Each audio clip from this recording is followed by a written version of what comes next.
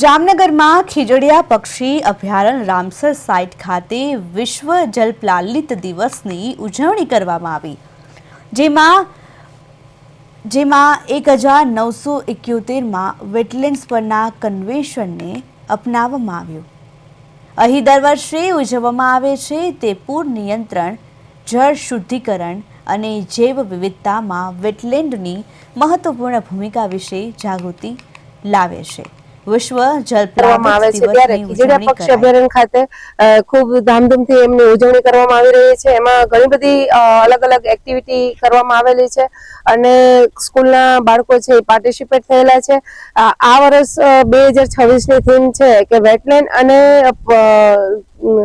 પરંપરાગત જ્ઞાન અને જે વેટલેન્ડ છે એના વિવિધતા, જૈવિક વિવિધતા અને એના શુદ્ધિકરણ અને એમના બચાવવા માટેના પ્રયત્ન છે।